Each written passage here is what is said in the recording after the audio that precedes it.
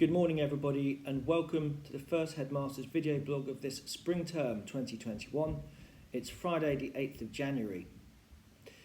Well done everybody for negotiating safely the first 2 days of the term online, and of course it's worth remembering that just at the beginning of this week we were all working incredibly hard to bring you back here in person, including setting up testing for lateral flow tests for all staff and all pupils in year 7 upwards, which was an absolutely enormous task over the holidays, and literally within 48 hours that had been shelved and we've had to reconfigure our timetable, put in place brand new planning, literally in a matter of hours to get everything up and running. And I am immensely proud first and foremost of my team of staff, and I don't know how many times I have said this over the last year. They have done a remarkable job to make your transition to school as seamless as possible. And I dare say there'll be 1 or 2 teething problems in the first week. That is to be expected, and it happens everywhere. So if everyone can remain patient, tolerant and understanding, that would be much appreciated. And boys, I must single you out too. I thought that the way that you adapted to unlearning the old normal habits of returning to school in the autumn, learning the new normal, and just as that was becoming embedded, you are now back to square one and back home again.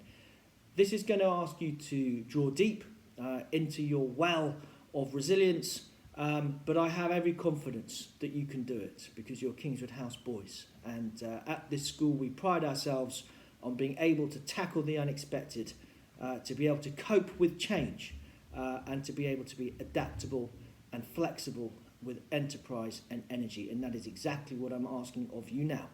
And as you all know from the assembly earlier this week, it's really important that although you are at home, technically speaking, you are at school. Term has started, and the conventions as such really do need to be addressed. You cannot afford not to be working hard and not to be making progress.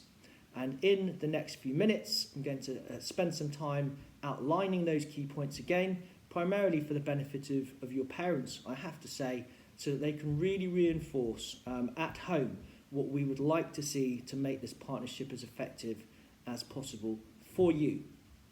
So I think firstly, it's worth pointing out that we always felt that this winter was going to be a challenge. The mutation of the virus into a more easily transmitted strain has seen cases rise hugely across the country, none more so than in Epsom and Ewell. And of course it's prompted the government finally to take the decision to shut schools and to instigate a third national lockdown. Please reinforce at home the importance of washing hands with soap regularly throughout the day. Try and have ventilation where you can. I appreciate that it's cold, but it's better to be cold than poorly. And if you have deliveries or delivery drivers dropping off Amazon parcels, please again just reinforce that if your son or indeed your daughter goes to pick up those parcels, make sure that ideally you're wearing disposable gloves, or even as well that you wash your hands and sanitize immediately afterwards. It's just these kind of precautions that you have to be 100% on, and it is almost certainly that 1% of the time that you don't do it that it could be the moment that the virus transfers. So it really is important to be consistent, and consistency is a key word, as it always is. We have a few extra initiatives this time around in our timetable. Firstly, we have put in an activity or sports session at the end of every day. Mr. Lordy will be running something for years 1 to 6, and Mr. Henry from years 7 to 11, and Mr. Cribb is taking something very energetic here in the hall for the sons of key workers. I would really encourage you to sign up for that. I think that it's going to provide as much variety as humanly possible within the confines of your own home, and any ideas, please email them directly into Mr. Hendry and Mr. Lordy. We really want to galvanise the activity of our young people, and of course parents, you're very willing and welcome to join in as well if you would like to do so, to make it more of a team ethic. But we will happily listen and evolve that on a daily basis. But we would love to see as many people sign up to those teams as possible in the afternoon. It's so important to be healthy in body and healthy in mind. And as I will come on to say in a moment, it is important for the young people to get as much variety through the day as possible, because there is going to be a lot of screen time, necessarily so, at the moment.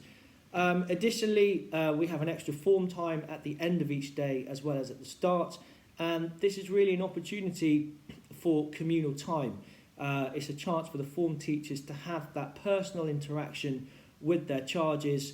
And even if it's as simple a dialogue as finding out what's happened in everyone's day, what's going well, what people might be struggling with, and picking up anything in between, even if it's just cracking a joke, sharing a story, talking about current affairs, we just feel it's important to have that sign-off at the end of the day, again, so that we're experiencing that collegiality that we would normally do in the school. Additionally, Miss Timothy is running some drop-in ELSA sessions throughout the long breaks and lunches on a Tuesday and a Thursday. This is an opportunity for anyone who wants to get something off their chest, anyone who just wants a word of comfort, or an opportunity to disclose something, or just who's feeling under pressure. Katie is absolutely wonderful, and you will find very easily that you can talk to her all day. So please do take up that opportunity to drop in and have a chat with her if you would like to do so at any time during the term. It really is very lonely here at the school without most of you and most of the teaching staff here. We have about 20 key workers upstairs, and although they are doing their best to energise the school, it is just not the same. And I have to say, I'm not sure exactly when we are going to be returning in full. I know that the expectation from the government initially was that that would be after the February half term. I think practically speaking, it's possible that it may last longer than that until all the vaccinations are rolled out. I would like to have greater confidence, but looking at the recent history, I'm not sure that I do. So we will keep our fingers crossed that we're all going to be back together again after half term. We will just have to wait and see. But I do think it's worth you being mentally prepared for the fact that home learning may go on for a week or two after half term. And if it doesn't, then great, we're all back. And if it does, then it means that you're ready and attuned to that mode of thinking. Now, parents, I did spell out in assembly some really basic tenets that I think it would be worth you hearing and reinforcing at home. The key is really for the boys not to be treating online learning as an extended holiday. It is school, and the same principles therefore apply. My advice is as follows, and I would ask you please to really reaffirm this as a family as frequently as needed. Please work hard. We have deliberately not put in preps, but there is extension work in every lesson, and all tasks that are set for you as an individual by the teachers, they need to be completed every single day to the best of your ability. Please try and retain respect for yourself as well as for others. That means logging in on time, being ready and prepared for lessons in the same way that you would try to do in person. Don't settle for less than the best at any time. Continue to listen carefully. This is a great but important skill that will serve you well for life. But don't be afraid to ask for help, but do it in the right way. Don't interrupt, don't call out, don't be distracting, don't use the chat facility at any time unless directed to do so, and try, please, to follow the online etiquette. And this was a guide that was sent out at the start of term. If you need another one, speak to your form teacher. Ultimately, you just got to try to make sure that everything is done to the best of your ability. And parents, that is going to take a little bit of your time, especially in the first week or two, to reinstate that mode of learning. I also think it's incredibly important to be prepared and to be sensible in that preparation. I don't think it's clever for boys to be rolling out of bed at 8:25 and registering before they've brushed their teeth, before they've had breakfast or had a shower. I think that you need to treat this as a bit of an apprenticeship for the professional era. you're saving time in terms of commuting or getting to school. So, there's no excuse not to go to bed at a reasonable time, to try and get good quality of sleep, to eat healthily with a good breakfast, to have a shower so that you're looking fresh and feeling fresh before you're ready to learn, and to dress appropriately. I am completely understanding that I'm not invoking anyone wearing school uniform at the moment, although that was a close decision, it has to be said. But I do want to see that people are wearing something that is commensurate for a day at school. And that means clothes need to be clean. They need to be different clothes to the day before. They need to be fresh, and they need ideally to be such that are going to galvanise a child to feel as though they're in the mode to learn. Now, with my own son, who is also home learning at the moment, and primarily on his own, I have to say, because both my wife and I are key workers, we've asked him to wear his school games kit. And that is comfortable. It's something he likes wearing, and because it's branded in the same way that our kit is, it gets him into the spirit that he is psychologically in school. So it's a win-win situation. And I have to say, that is a very sensible option for you to take. Wearing fresh, clean, branded school games uniform every day would be a very wise move, and something I would highly recommend. Now, the temptation might be for the boys to spend a lot of time on their Xbox or their PlayStation, and I understand why that might be. It's a means of communication, and that's hugely important at this time with their friends. However, it should be resisted. It should be absolutely resisted during the day, and it should be limited in the evening until such time as all work has been completed to a good standard and some exercise has been undertaken. Now, again, we are offering our own version of exercise at the end of the day, and I think especially for the bigger boys, that's a minimum.